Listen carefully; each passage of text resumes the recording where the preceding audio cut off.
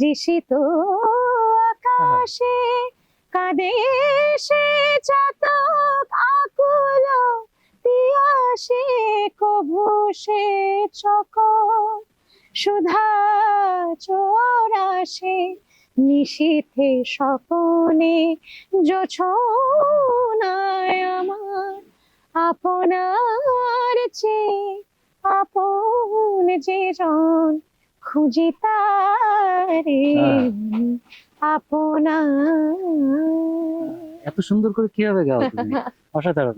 আমার মনে হয় নতুনদের যারা গান করছে তাদের আসলে মানে পেশাগত ভাবে কি চিন্তা করা উচিত গানকে নিয়ে? যারা গানকে পেশা হিসেবে ভালোবাসি নেওয়া আমরা, উচিত হবে কিনা?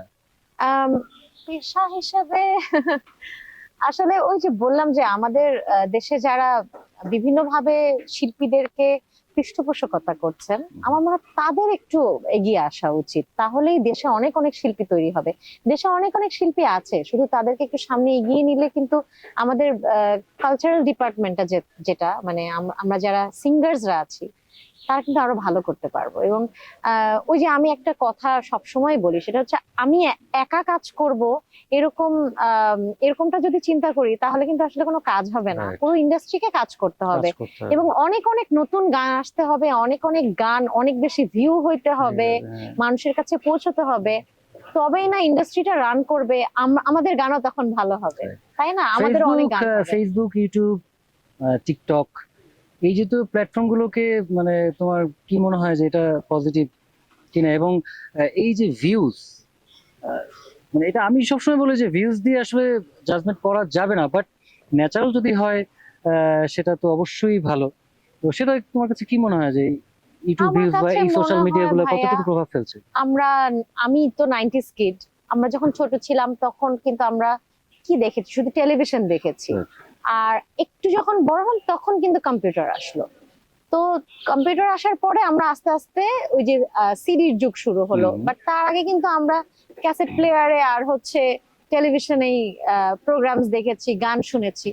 এখন সেই যুগটা একদমই পাল্টেছে। এখন আমাদের বাচ্চাদের হাতে, প্রত্যেকের হাতে একটা করে ডিভাইস থাকে। মোবাইল ফোন নাই, মুঠো ফোন নাই এমন কোনো মানুষ কিন্তু ভাবাই যায় না আজকালকার যুগে। সো তারা কি মানে প্রতিটা মিনিটে তারা একটা করে নতুন কন্টেন্ট চাচ্ছে, নতুন কিছু দেখতে চাচ্ছে এবং স্ক্রল করছে, রীতিমতো বারবার স্ক্রল করছে নতুন কিছু দেখার জন্য। সো একটা রিল তো আপনি একবারে বেশি দুবার দেখবেন না। সেই কারণে আমার কাছে মনে হয় যে ভিউজ এর আসলে একেবারে আমরা ফেলে দিতে পারি না। এখনকার জেনারেশনের কথা চিন্তা করলে, অডিয়েন্সের সাথে কোপ আপ করতে গেলে আমরা যদি আসলে ওই যে রুনা ম্যামের কথা বললাম যে উনি অনেক আধুনিক, তো আমাদেরকেও তো আধুনিক হতে হবে, আসলে আধুনিক হওয়া প্রয়োজন। সেই জায়গা থেকে চিন্তা করলে ভিউজ এর অনেক অনেক ভ্যালু আছে আসলে। দর্শকরা তো সমালোচনা করে, থাকে না যে তোমার সবকিছু যে দর্শকদের ভালো লাগবে বা আমাদের সবকিছু ভালো লাগবে, তা কিন্তু সেরকম কিন্তু না। তো এই সমালোচনাকে তুমি কিভাবে, তোমার কাছে তোমার কেমন লাগে? এটাকে তুমি গ্রহণ করতে পারো কিনা বা কেমন মনে হয়?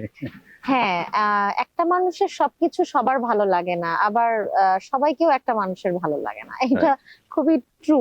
কিন্তু তারপরও আমি খুব পজিটিভ একজন মানুষ এবং আমি সমালোচনাও খুব পজিটিভলি নিই। আমার কাছে মনে হয় যে তারা তো আমাকে ভালোবাসেন এবং তারা আমার কাছে ভালো কাজ এক্সপেক্ট করছেন।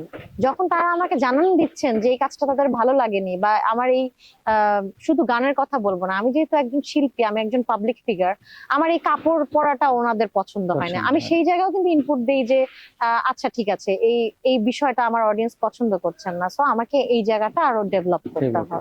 আমি সবকিছুই আসলে আমার অডিয়েন্সের যে কোনো মতামত আমি পজিটিভলি নেই, কারণ আমার গান গাওয়াটা তো নিজের জন্য থেকে শুরু হয়েছিল। আমি যখন প্রফেশনালি গান করছি তখন আমার গানটা তো আসলে আর নিজের মধ্যে নেই, এটা আমার অডিয়েন্সের জন্য। তোমার আইডল কে, মানে কাকে ফলো করো তুমি? আইডলের কথা যদি বলতে যাই তাহলে নাম বলে শেষ করা যাবে না, কারণ আমি যেহেতু গান শুনতে খুব পছন্দ করি, তো আমি সবারই গান শুনি এবং সবার আলাদা স্বকীয়তা আছে।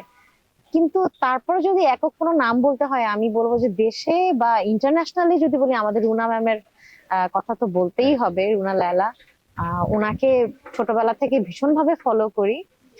আর আরো অনেক অনেক আর্টিস্ট আছে। আমি আসলে গায়কই তো বোঝা যায়। ছোঁয়া আছে। আর সব শিল্পীর গানই আসলে আলাদা আলাদা ভাবে ভালো লাগে, মানে আমি কাউকে টপ লিস্টে রেখে ইয়ে করতে পারবো না, মানে বুঝতে পেরেছি। তালিকাবদ্ধ করতে পারবো না। রাইট।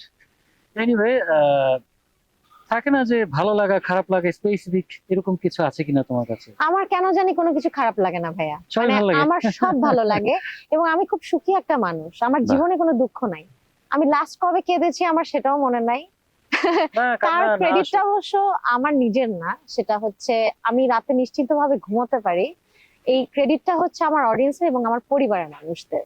আমার পরিবারের মানুষরা এত কোঅপারেটিভ, এবং মিউজিক ইন্ডাস্ট্রিতেও সবাই আমাকে এত ভালোবাসেন, আমার সিনিয়র্স যারা আছেন বা আমার কো আর্টিস্ট যারা আছেন, এই যে আপনি, সবাই এত স্নেহ করেন আমাকে, আমার আমার কাছে মনে হয় আমার জীবনটা অনেক সুন্দর।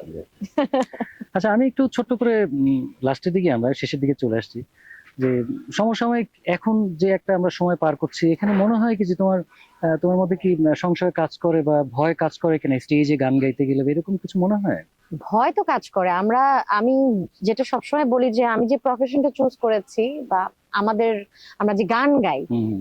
এটা কিন্তু মোস্ট এন্টারটেইনিং একটা প্রফেশন। Right. কারণ আমরা গানের জন্য কত জায়গায় ঘুরে বেড়াই, কত মানুষের সাথে পরিচয় হয়, কত মানুষের ভালোবাসা পাই। তো আমাদের আলাদা করে নিজেকে রিল্যাক্স করতে হয় না, তো মানে প্রোগ্রামে গেলেই আমরা রিল্যাক্স হয়ে যাই। Right. কিন্তু এখন আমরা যে এরকম একটা সিচুয়েশনে আছি, আমি মনে করি মোস্ট রিস্কি একটা প্রফেশনে আমরা আছি। আমাদের জীবনের কোনো নিরাপত্তা নাই, আমরা কখন কোথায় গিয়ে কি হবে আমরা জানি না, আমাদের জানি না। এন্ডিং হবে কিভাবে আমরা কিন্তু আগে থেকে প্রেডিক্ট করতে পারছি না। সো আমি বলবো যে আমরা কিন্তু শুধু ভালোবাসার জোরে এই জায়গাটাতে টিকে আছি। চলে যায়।